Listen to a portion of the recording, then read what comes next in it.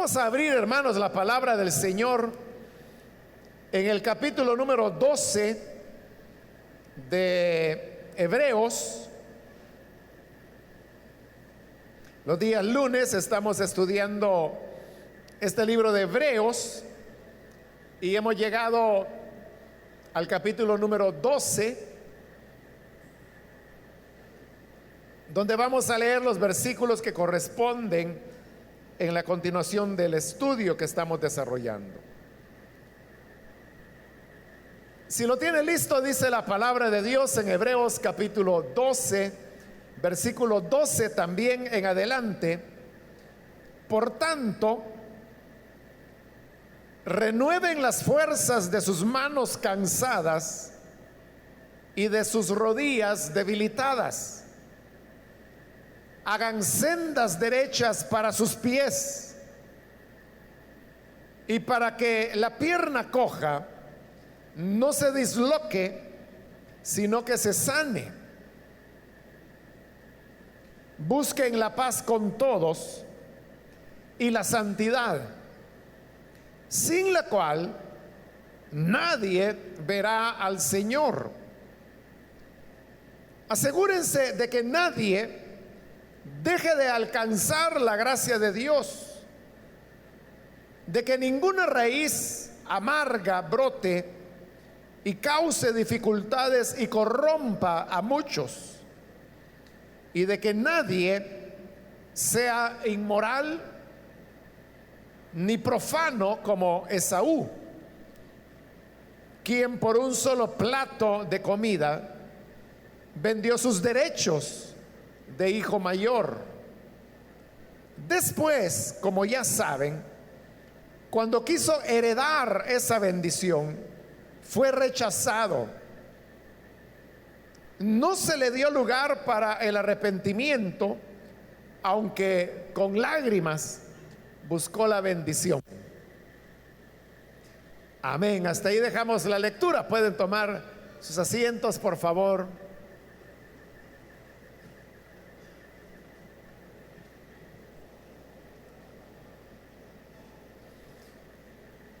En los primeros versículos de este capítulo 12 encontramos el símil que ahí se nos presenta entre una carrera de maratón y la perseverancia que debemos tener en la vida cristiana. El tema de la perseverancia es clave en las dos cosas. El maratonista lo que necesita es tener perseverancia. Las carreras de maratón son largas, dependiendo la distancia que se va a recorrer, que puede andar por 30, 40 kilómetros. Y eso es algo que toma tiempo el poderlo hacer. Y obviamente también hay una demanda de energía, de esfuerzo. Y por eso digo, es una carrera, como lo vimos en los primeros versículos, que hay que correrla con paciencia. Por eso digo que la clave es perseverancia. Pero igual es en la vida cristiana, en la vida del creyente, y es el contenido de los últimos capítulos de Hebreos, el tema que debemos perseverar en la fe que hemos recibido, no movernos de ella. Si por gracia hemos llegado a ser salvos, entonces debemos permanecer en esa gracia. No vaya a ser como Pablo se lo decía a los Gálatas, que habían comenzado por el Espíritu y que iban a terminar por la carne. Esa era la manera de Pablo de expresar cómo los Gálatas habían primero abrazado un evangelio de gracia, pero ahora estaban abrazando las obras de la ley. Eso era para él, haber comenzado por el Espíritu y terminar por la carne. Lo que hay que hacer es perseverar. que si hemos creído que verdaderamente nosotros no somos salvos a través de nuestras obras o a través de nuestros méritos, sino que somos salvos por la gracia y la misericordia del Señor, por la fe, entonces debemos perseverar en esa fe. Siguiendo entonces con la idea de la maratón, ahora en el versículo 12, Hebreos continúa diciéndonos: por tanto, renueven las fuerzas de sus manos cansadas y de sus rodillas debilitadas. Cuando el atleta ha avanzado ya bastante en la maratón, comienza a experimentar cansancio, comienza a sentir debilidad en las rodillas, pero es porque ya lleva varios kilómetros avanzando, avanzando, avanzando, avanzando. Hay un punto donde, como aquí lo dice, las manos se vuelven cansadas y las rodillas debilitadas. Pero la exhortación que se nos hace es que debemos renovar las fuerzas. Como en otro pasaje de la Escritura se dice, sacar fuerzas de debilidad. ¿Cómo hace el maratonista cuando siente sus rodillas debilitadas de ir corriendo? Cuando se siente cansado, ¿cómo renueva sus fuerzas el maratonista? No puede detenerse, porque entonces pierde. Pero hay diversos elementos que le pueden renovar sus fuerzas para continuar adelante. Uno es la expectativa de pensar que ya falta poco para llegar a la meta. Que si es una maratón de 40 kilómetros y ya lleva 38 recorridos, entonces realmente lo que ya queda es poco, o como algunas personas lo dicen, es lo menos. Y eso hace que las fuerzas de la persona se renueven. Otra manera es también cuando al lado de las pistas hay personas que les están dando ánimo. Ellos van ya fatigados, con las rodillas debilitadas, pero cuando la gente les dice: adelante, siga, va muy bien, adelante, campeón, esas palabras de ánimo hacen que la persona renueve sus fuerzas y pueda continuar adelante. En el año 2001, hermanos, cuando fue los ataques a las Torres Gemelas en Nueva York, ahí hubo muchas historias, ¿no? Pero hay una historia de unas personas que estaban atrapadas, algo así como en el piso 42. Y como en esos casos, pues los ascensores por norma no se usan, no se dejan de operar. Había que bajar por gradas, 42 pisos. Y una de las personas que venía en ese grupo, que eran 3, 4 personas, estaba herida. Entonces tenía dolor, pero no había otra opción para salir de ahí, bajar las gradas. Entonces las personas que lo venían ayudando, casi cargando, veían que esta persona herida ya no podía. Y esa misma persona decía: aquí déjenme, yo ya no puedo. Y entonces las personas le decían: no, sigamos, ya solamente quedan como 4 niveles y salimos a la calle. Y cuando esta persona oía 4 niveles, ay, entonces ya es poco. Y eran 42 los que faltaban. Pero obviamente si le decían así era para que se sentara y quien lo levantaba. Y seguían bajando y bajando niveles. Y claro, pasaban más de 4 niveles y ya no podía. El dolor no le dejaba. Y le decía: bueno, faltará mucho. Ya casi, le decía: yo creo que unos 3 niveles y llegamos. Y faltaban como 30.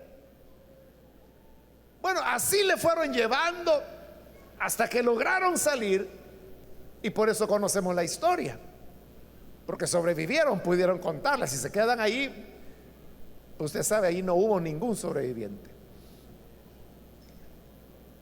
Eso es lo que hace que las fuerzas se renuevan.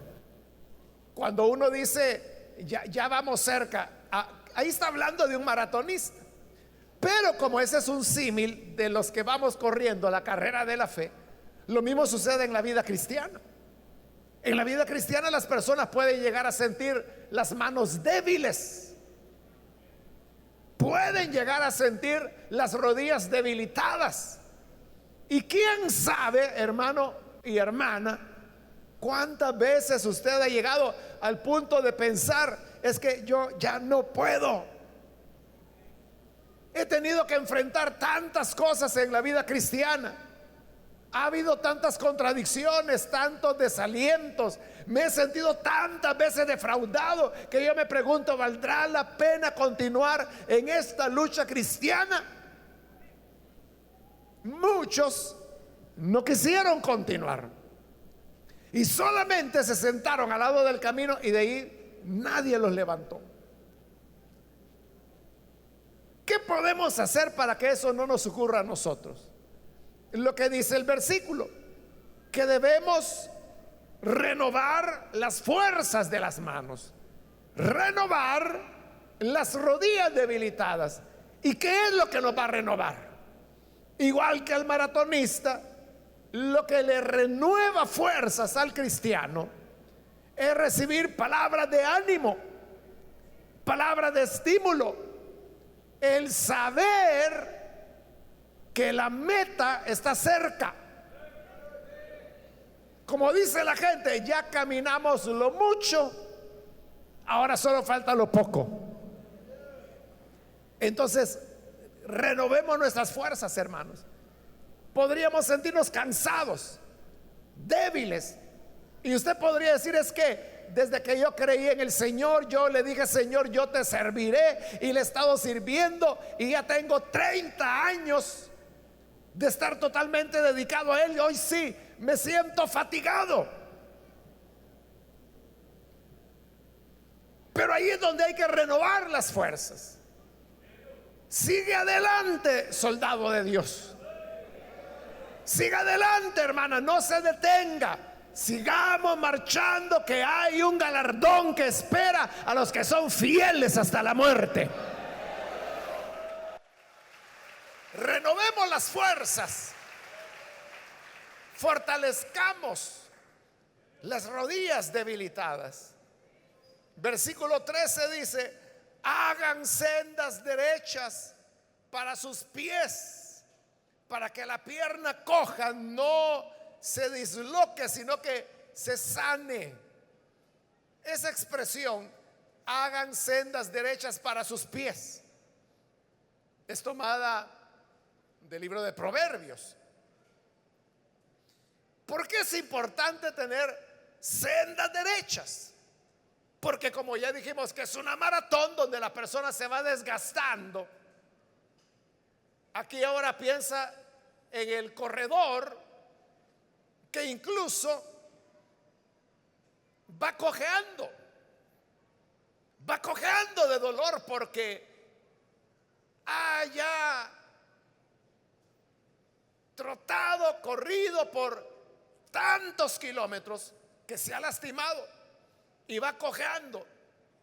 Pero ¿qué ocurriría con una persona que continúa cojeando si la pista fuera llena de obstáculos, de piedras, o que tuviera inclinaciones, desniveles? Esa persona va a terminar derrumbándose, cayendo.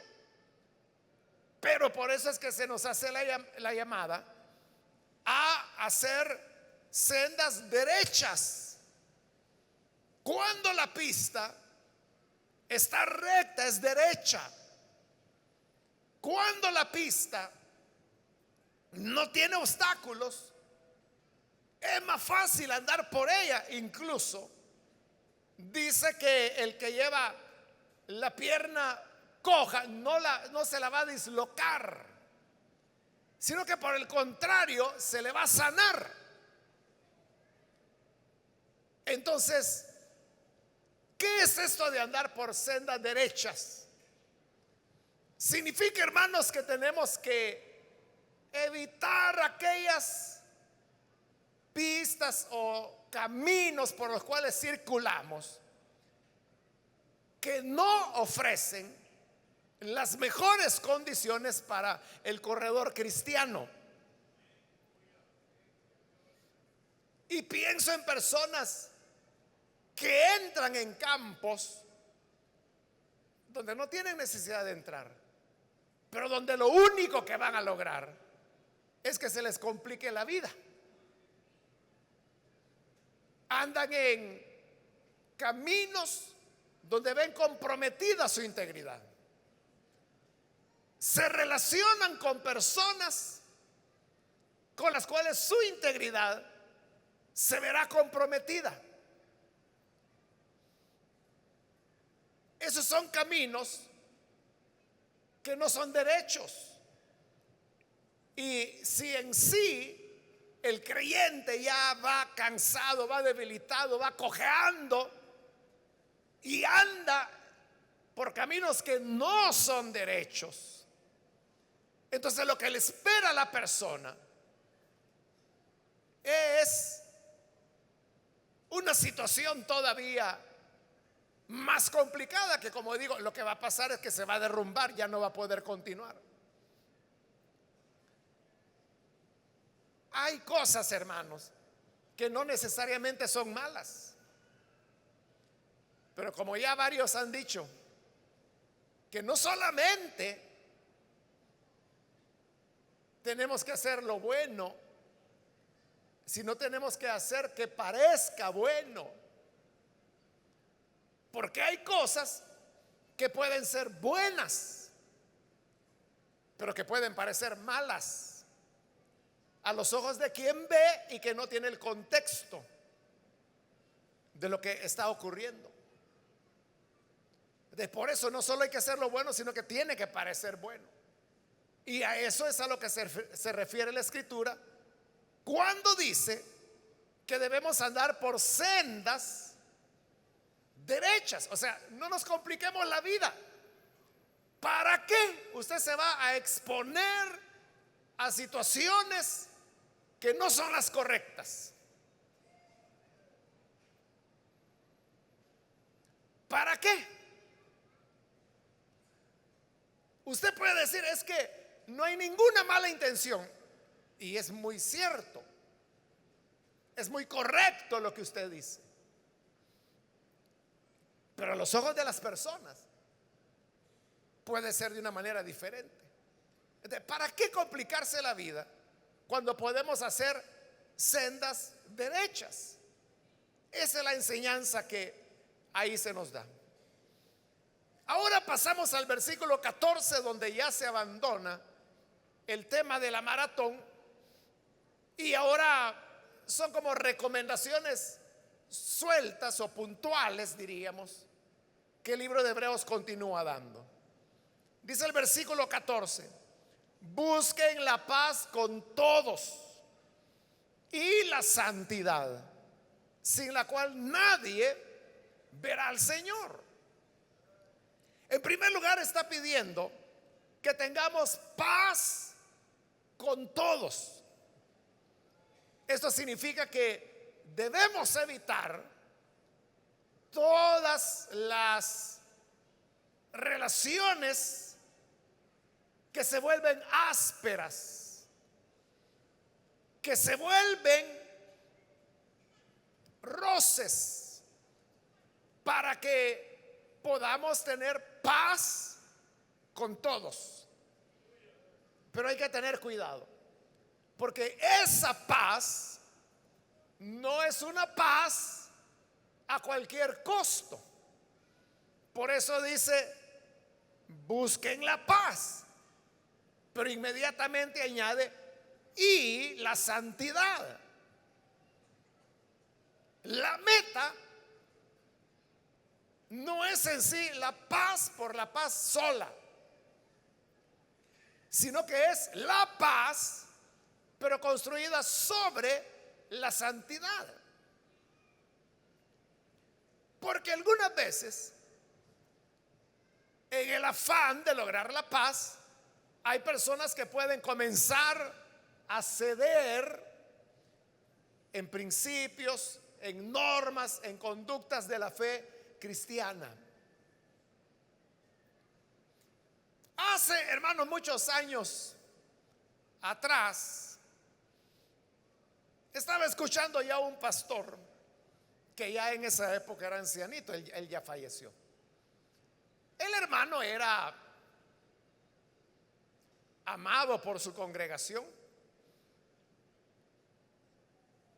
y él era conocido como una muy buena persona, muy buen creyente, que no se metía en problemas con nadie, de un carácter pastoral, paciente.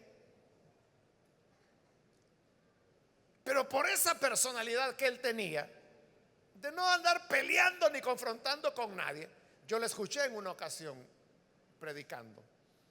Y él decía, mire, si vienen un día algunas personas y le dicen, el verdadero bautismo es en el nombre de Jesús, usted dígales que sí, que eso es. Si un día viene otra persona y le dice, mire, hay que guardar el sábado para agradar a Dios, usted dígale que sí, que hay que guardarlo. Y así él fue dando ejemplos que no importaba lo que las personas dijeran, lo que había que hacer es estar de acuerdo con las personas y decirles, sí, así es. ¿Por qué él decía que había que estar de acuerdo? Por la paz, para no andarse peleando con la gente, para no tener que discutir, sí, así es. Pero a eso es a lo que se refiere el libro cuando dice que ciertamente hay que buscar la paz con todos, pero añade y la santidad. Es decir, que hay verdades, hay principios, hay doctrinas a las cuales no podemos renunciar en aras de la paz, sino que, porque le decía, no es la paz a cualquier precio, es la paz, pero sobre la base que cada uno conservamos nuestras convicciones. Es decir, el mantener las convicciones es lo que hace que exista una verdadera paz. La paz no se va a dar porque todos cedamos a todo. Ciertamente se elimina el conflicto, pero es como una renuncia a la identidad que cada persona tiene. Entonces, es una paz, pero que se construye sobre las bases de las convicciones que conocemos, que hemos aprendido, que sabemos que es la verdad de Dios. Hay que buscar la paz y la santidad, porque sin ella nadie verá a Dios. Versículo 15: asegúrense de que nadie deje de alcanzar la gracia de Dios. Entonces la fe no es algo, hermanos, exclusivo de cada persona o algo que tiene que ver con la vida privada de las personas. Es verdad que la fe nadie nos la puede regalar ni nos la puede compartir. Somos nosotros quienes debemos tenerla. Pero hay una dimensión de la fe y es la que ve al hermano que tenemos al lado. Lo ve para ayudarlo, lo ve para animarlo, exhortarlo, cargarlo si fuera necesario, pero no dejarlo atrás. Por eso dice, asegúrense de que nadie deje de alcanzar la gracia de Dios. Entonces, cuando vemos que una persona se desvía o quiso alcanzar la gracia de Dios, pero en el intento llegaron las personas que le dijeron, mira, pero también tienes que hacer las obras de la ley. No se puede agradar a Dios si no incluyes las obras de la ley. Si esa persona accedía a tal enseñanza, entonces dejaba de alcanzar la gracia de Dios, porque se iba por un camino que era contrario al de la gracia de Dios. Entonces el llamado es, asegúrense de que nadie deje de alcanzar la gracia de Dios. ¿Y cómo podemos asegurarnos que una persona no va a dejar de alcanzar la gracia de Dios? Animándola, exhortándola, acompañándola, apoyándola, orientándole, dirigiéndole. Y cuando vamos haciendo todas esas acciones, la persona va avanzando, va caminando, y así no permitimos que deje de experimentar la gracia de Dios. Dice, de ninguna raíz amarga brote y cause dificultades y corrompa a muchos. Así como había las personas que podían desviarse y dejar de alcanzar la gracia de Dios, había personas también que podían desarrollar raíces de amargura. La persona que desarrolla raíces de amargura es aquella persona que todo lo ve mal, lo critica todo. Solo él está bien o solo ella está bien, todos los demás están patas arriba. De cuando hay una raíz de amargura, dice, causa dificultades, corrompe a muchos.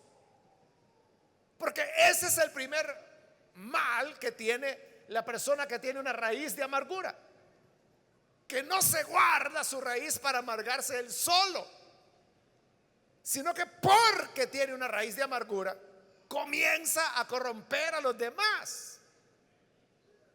Comienza a decirle, mire, así son las cosas, así son las cosas. Yo veo que esto va peor, yo veo que esto va así, yo veo para acá, yo veo que está cambiando. Esa gente que está enferma de la cabeza. Y lo que hacen es producir dificultades en las demás personas que les ponen oídos. Por ese motivo también tenemos que cuidar que no vaya a brotar en nosotros una raíz de amargura. Las personas que desarrollan raíces de amargura son personas que se echan a perder. Pudieron ser muy buenos cristianos, muy buenas cristianas, pero de repente se vuelven amargos, odiadores, criticones de lo mismo que ellos hacían antes. Estas personas van decayendo, decayendo, decayendo, terminan en nada. Por eso es tan importante, hermanos, que podamos guardar nuestro corazón sin raíces de amargura. Versículo 16. Que nadie sea inmoral ni profano como Esaú, quien por un solo plato de comida vendió sus derechos de hijo mayor. Así como en el capítulo 11 se nos presentó una larga lista de hombres y mujeres que se les han llamado los héroes de la fe. Hoy se nos pone un ejemplo de alguien que no tuvo fe, de alguien que fue incrédulo. Y este es Esaú.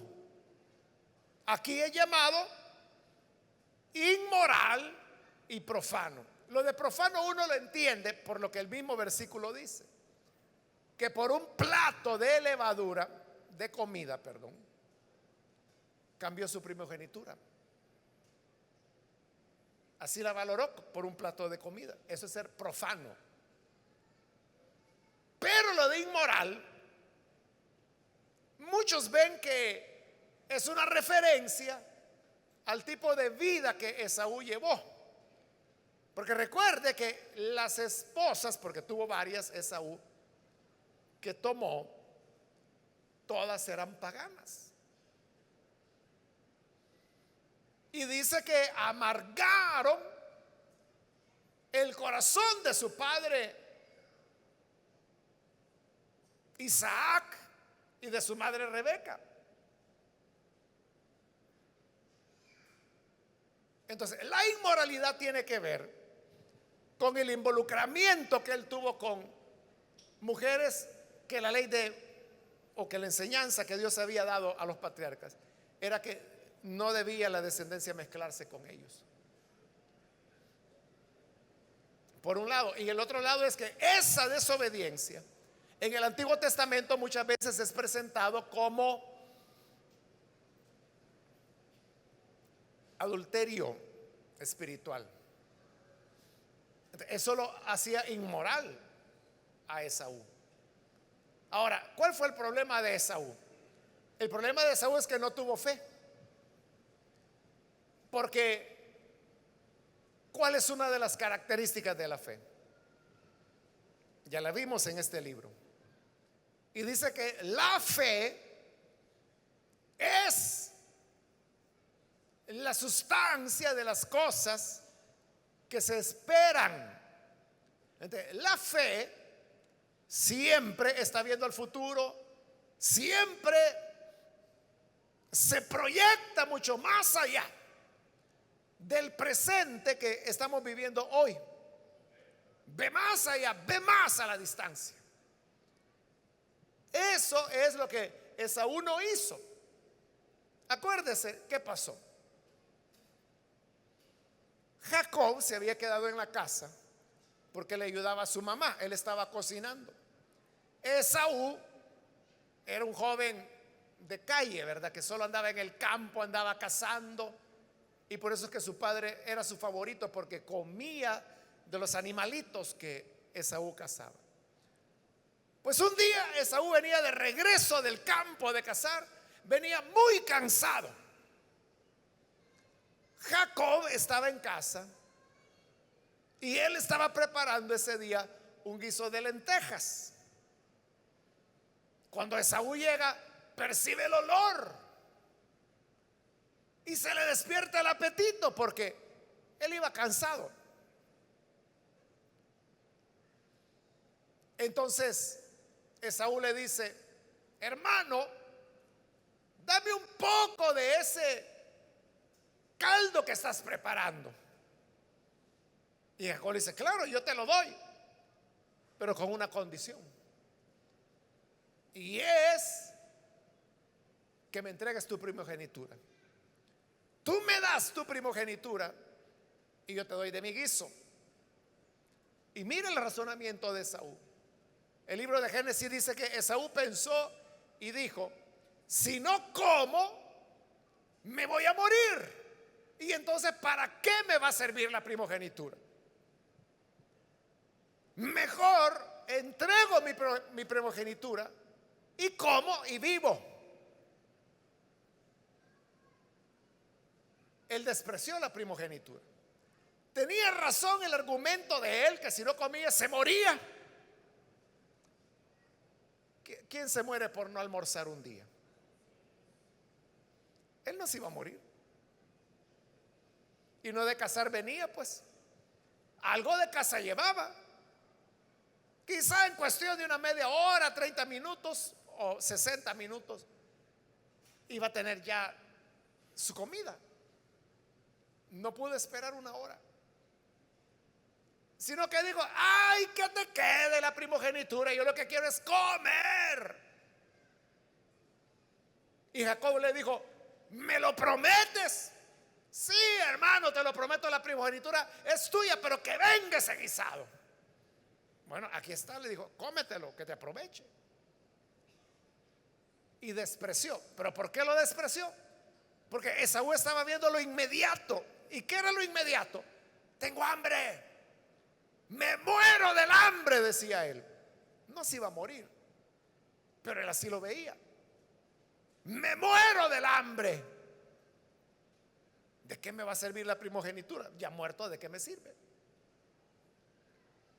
Él no pudo ver ni siquiera una hora adelante, cuando ya le iban a haber preparado lo que él había cazado. Menos vio 50 años en el futuro, menos 200 años en el futuro, y tampoco le alcanzó la vista para lograrnos ver a nosotros, que bien hubiéramos sido descendientes de él, pero no lo fuimos de él, lo fuimos de Jacob, conforme a la promesa que Dios le había dado a Abraham: te haré padre de multitudes. Y nosotros somos parte de todas esas multitudes. Pero el nieto de Abraham, que era Esaú, no fue parte de esas multitudes, ni fue parte de esa descendencia, porque no se proyectó al futuro.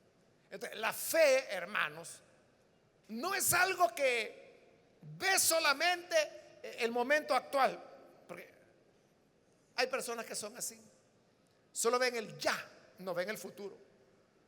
Y yo quiero que Dios me responda ya, y yo quiero esto ya, y yo quiero que sea así, y yo quiero que Dios me dé esto.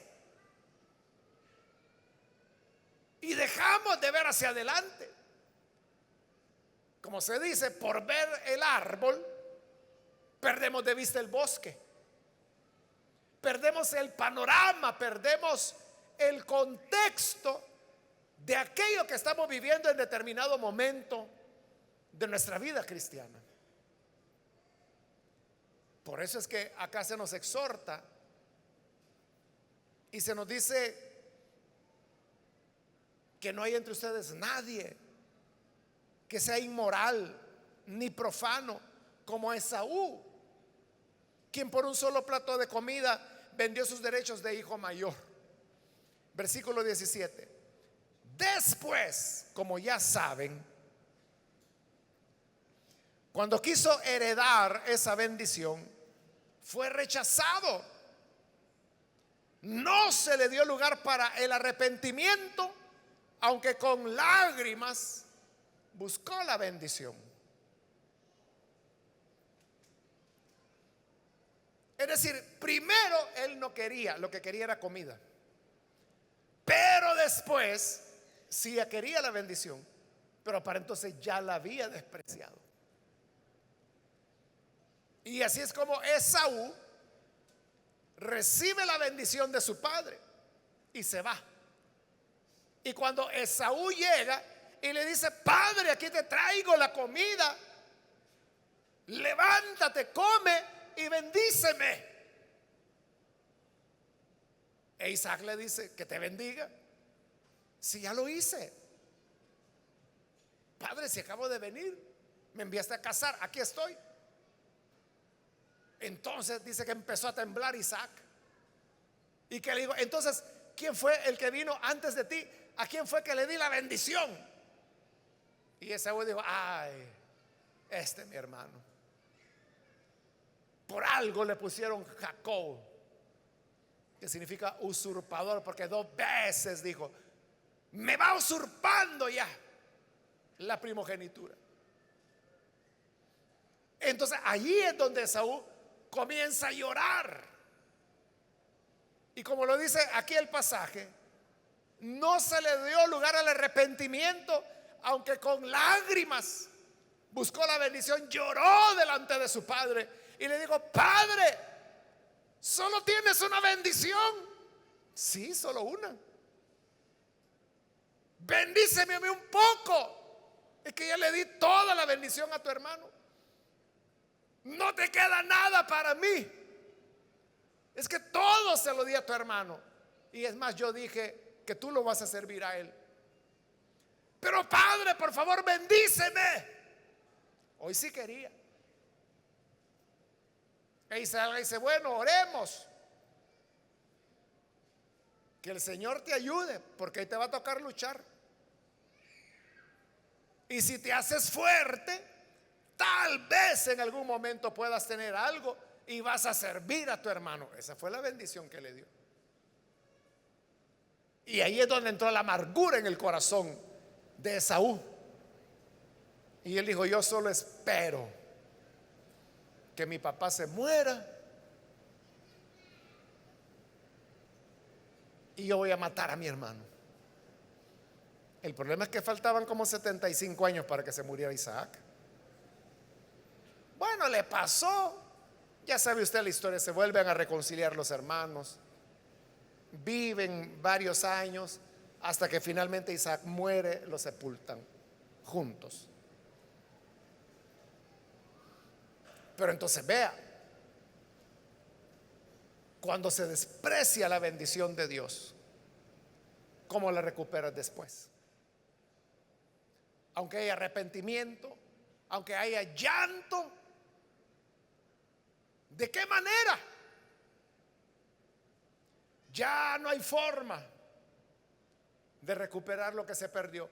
Por eso, hermanos, mantengámonos firmes en la fe. No retrocedamos. Afirmémonos en la gracia de Dios. Que no surja en nosotros raíz de amargura. Tengamos nuestro corazón sanito, sanito,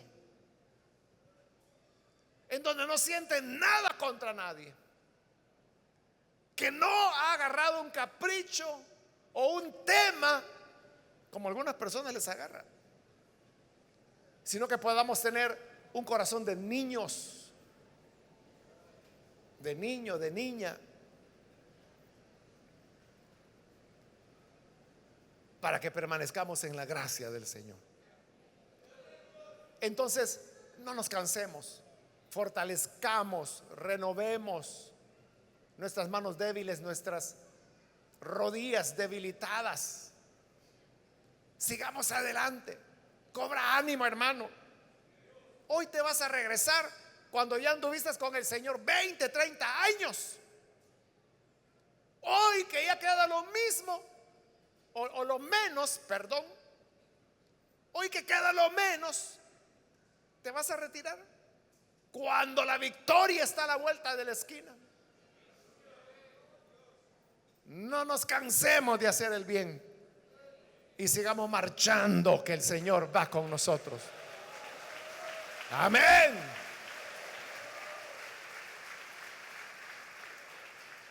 Vamos a orar, vamos a cerrar nuestros ojos. Quiero hacer una invitación para las personas que todavía no han recibido al Señor Jesús como su Salvador. Si este es su caso,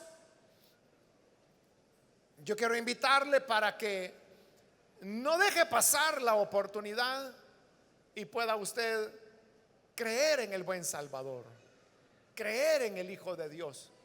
Si usted ha venido por primera vez a la iglesia o ha venido en otras ocasiones, pero hoy necesita entregar su vida al Señor, yo le voy a invitar a que se ponga en pie para que podamos orar por usted.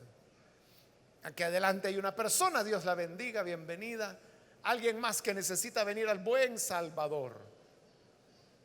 Póngase en pie en el lugar donde se encuentra. Vamos a orar por usted.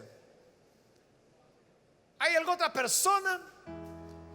Alguien más que necesita venir para entregarse al Hijo de Dios. Muy bien, aquí hay otra persona que viene. Dios lo bendiga, bienvenido. Alguien más que necesita pasar, póngase en pie. Queremos orar por usted. Le animo para que no desaproveche esta oportunidad. Hoy es cuando la gracia de Dios le impulsa, le trae. ¿Hay alguna otra persona? Le animo, acérquese. Hoy es el día para recibir esta gracia del Señor y permanecer firmes. ¿Te has sentido débil, cansado? Tus fuerzas se agotan. Renueva tus fuerzas. Renueva tus fuerzas. Aquí estamos. Todos vamos marchando. Todos vamos caminando. Nadie se queda. Animémonos los unos a los otros. Ven, reconcíliate con Él. Haz calzada derecha. Lejos de Dios andas por sendero pedregoso, desnivelado. Pero ven a Cristo y así es como comienzas a hacer calzada derecha. ¿Alguien más puede ponerse en pie, por favor?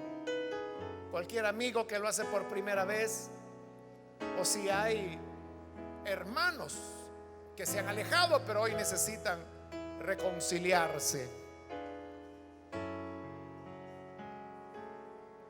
Ponte en pie. Queremos orar por ti.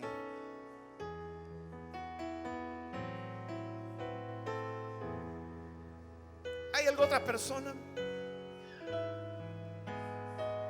Hoy es el momento para venir.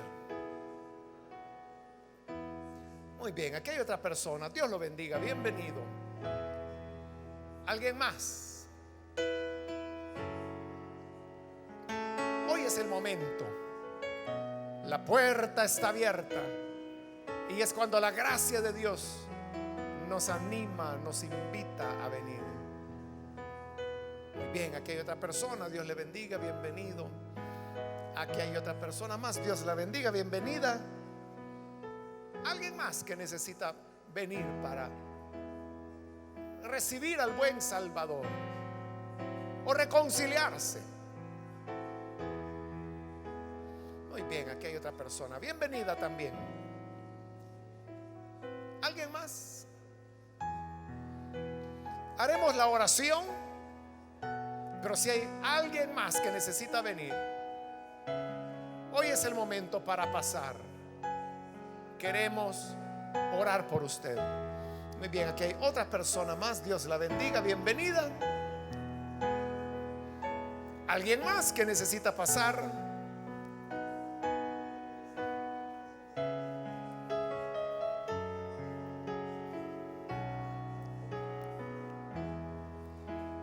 Hagamos la oración entonces, hermanos, por estas personas y al mismo tiempo pidamos al Señor por cada uno de nosotros. Y a usted que nos ve por televisión también le invito para que se una a estas personas que están acá. Únase con nosotros y oremos al Señor. Padre, te damos las gracias por las personas que están aquí en este lugar y aquellas que a través de televisión, a través de radio, hoy están abriendo sus corazones. Yo te pido, Padre, que tú les bendigas, que les cambies, que les transformes. Presento, Señor, ante ti cada persona, cada hijo e hija tuyo, para que hagas una obra grande en sus vidas. Renueva sus fuerzas. Quita de sus corazones toda raíz de amargura. Y que así, Padre, puedan amarte, servirte, seguirte cada día de sus vidas. Ayúdanos, Señor, a nosotros para mantenernos firmes en la fe, perseverantes en la verdad a la cual tú nos has llamado. Y por eso, Padre, hoy queremos agradecerte. A ti, Señor, damos todo honor, toda alabanza por Jesucristo nuestro Salvador. Amén y amén. Gloria a Dios. Damos la bienvenida a estas personas.